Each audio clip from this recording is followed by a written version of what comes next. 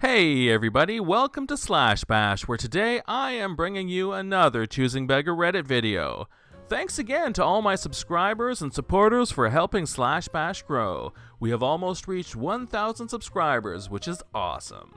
If you are new to the channel, then subscribe and click on notifications so you don't miss out on the fun.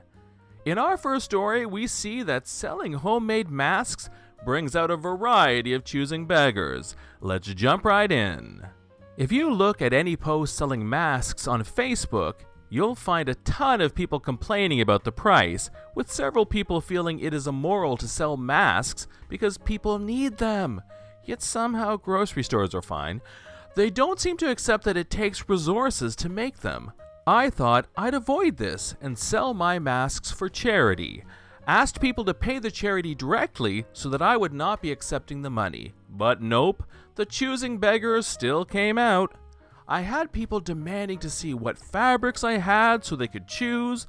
I had a friend ask me to make 80 masks for her work, but her boss only wanted to pay for the fabric and not donate to charity. But the worst was the woman who wanted 10. I told her for that amount I would need to know how much she was willing to donate to the charity. $40. Now, my masks are 3 layers of cotton with a filter pocket and really cute fabric. They go for $15 on Etsy from other people. I was really polite and told her that I wasn't interested in doing it for that cheap, and I suggested she get them elsewhere. She immediately doubled her price, which told me she knew that she was lowballing me, but I just rejected it.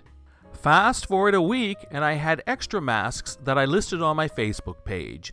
This time, I set prices for them, again asking people to pay the charity. I made it clear that they should comment, and I would confirm before they should donate or expect anything. This woman sends me a message showing me she's donated and demanding 2 masks. Luckily, I still had 2 of the kind she wanted, and I sent them just to shut her up. So yesterday, she sends me another message demanding to know what masks I still have.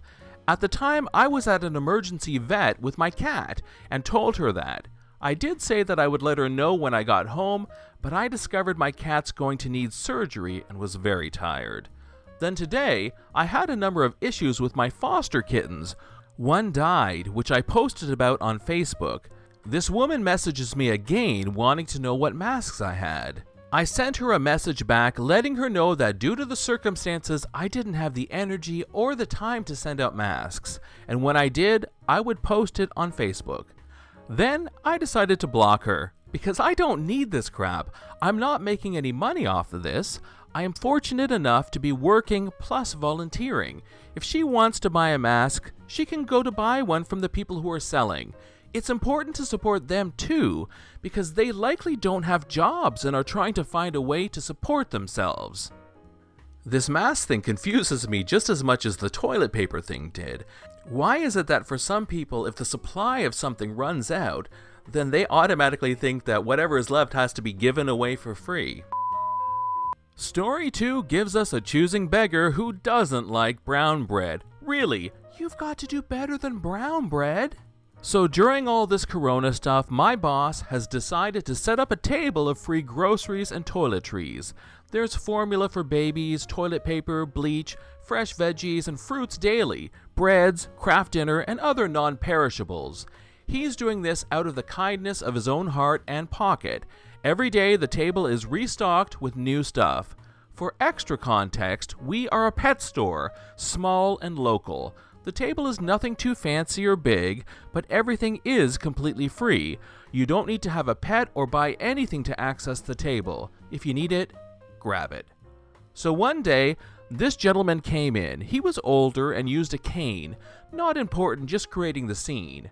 He asked about the table. People often ask before taking. Perhaps they feel awkward, I don't know. He walked up to the table after being told that he's okay to grab what he needs. He rummaged through the supplies and grabs a bag of whole wheat bread. He holds it up and looks at me. Do you guys have white bread? I only eat white. Unfortunately, what's on the table is all there is. Sorry about that. Well, you guys should go out and get some. I'm thinking he's joking, and I chuckle.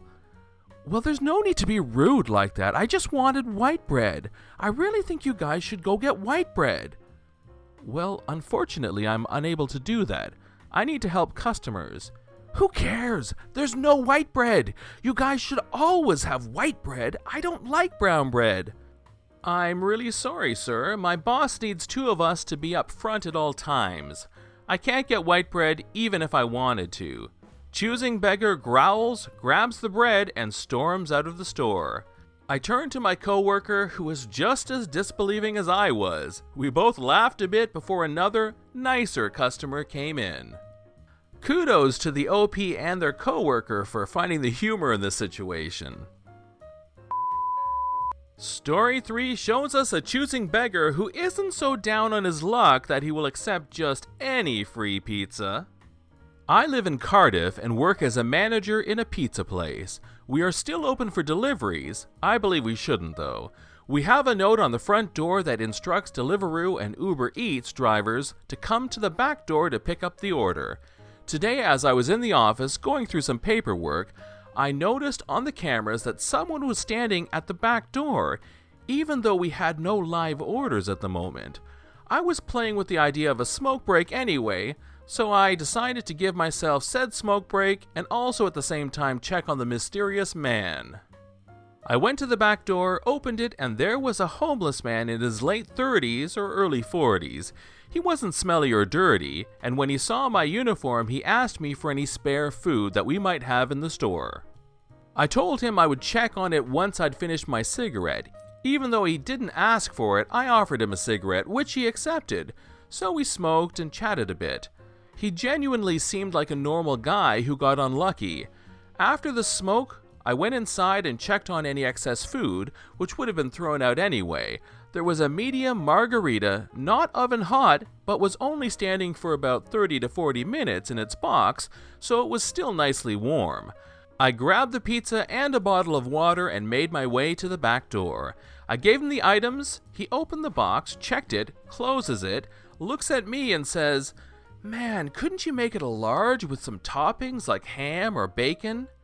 I was literally speechless. I was expecting some gratitude, but no. I tried to explain to him that I can't just make a pizza and hand it out for free, but he was having none of it. In the end, he turned around, took one slice and tossed the rest on the pavement, while going on a rant about how no one is helping him. One question, what's wrong with a free medium margarita? This is the type of story that you hope is a work of fiction. If it is real, then what would make a person ask for something, get it, and then just throw it on the ground? Story 4 shows us a choosing beggar who negotiated themselves into paying a higher price when buying a car. Some things you don't see every day. So this happened a while back. I just left my home for college in another city, due to which my Scooty, Honda Activa, was just sitting at home. After about a month or two, I decided I might as well sell it.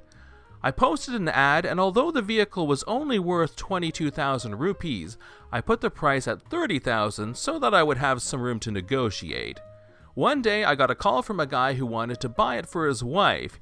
He asked for a lower price, and after a bit of back and forth, we agreed to 22,000. Later, when I was checking the vehicle, I found some problems with it and informed the buyer, who told me that since the repairs are going to cost him, I should cut my price. I felt that was fair and reduced the price to 20,000. On the day he was supposed to come pick it up, he called to tell me that he had to work and asked if I could drop it off at his office.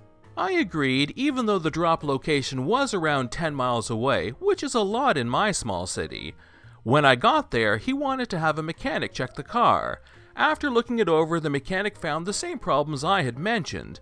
The man then straight away refused to honor the 20,000 rupee deal and said that he would pay 17,000, as he knew the vehicle was in no condition to return back home.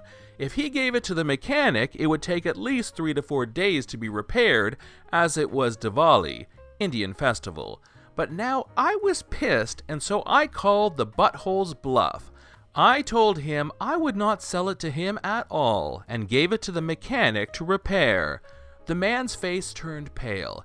He told me that he would pay the $20,000 price, but I refused him. I could tell that he was in more need of the vehicle that day than me. I then told him if he wanted to buy it, he would pay $25,000 plus repairs, and the idiot had no choice but to accept. In the end, it was a great day for me, as I got $5,000 extra. Now this is how I'd like all my Choosing Beggar stories to end. The Choosing Beggar getting their just rewards. It always helps when the OP isn't desperate for the money. And he was sharp to notice that the guy really needed the car. In our final story, we have some Choosing Beggars who are happy to take free puppies, but they do have some requirements. My pretty dog Dido is pregnant now, and she's due in a month. My family and I have decided to start making arrangement for the pups, and we want to give them away to a loving family instead of selling them. So I asked my friends if they wanted pups, and 3 of them said yes. I, of course, checked if they were in a position to care for the pups before putting forth the offer. 2 of them were talking to me recently. I give them updates from time to time about how Dido's pregnancy is progressing. Let's call them Choosing Beggar 1 and Choosing Beggar, 2. Choosing Beggar 1 texts me asking what color the puppies will be, because he doesn't want a black pup for some weird reason. I asked him why, and he said, I just don't. And then he also demanded I give him a male pup, and again, for no reason at all, he just had preferences. Choosing Beggar 2 called and demanded a male pup as well. I asked him why he had such a preference, and he just said, I just want a male, with no explanation as to why. Both of them have no reason why they just want a male pup, and I genuinely understand that they have preferences, but I'm giving them a free pup. Honestly, I can sell the pups to the nearest breeder and get some money out of it, but I don't want to because I want to know that the pups are going to be loved and cared for. And I feel like they're being unfair. I mean, what is wrong with having a female dog? They're super sweet, and I don't see why there's all the bias towards them. And when I ask my friends, they just can't explain it. I'm probably just ranting here, but I feel so upset because firstly, they are throwing all these preferences on me when I'm giving them a free pup, and secondly, they're just so biased against female pups, and I don't understand why.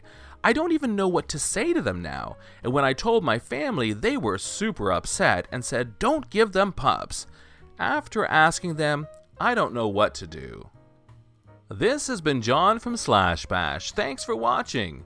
If you've enjoyed the video and want to see more of them, then please hit that subscribe button. We'd love for you to drop a like, share it with your friends, and we will see you in the next one.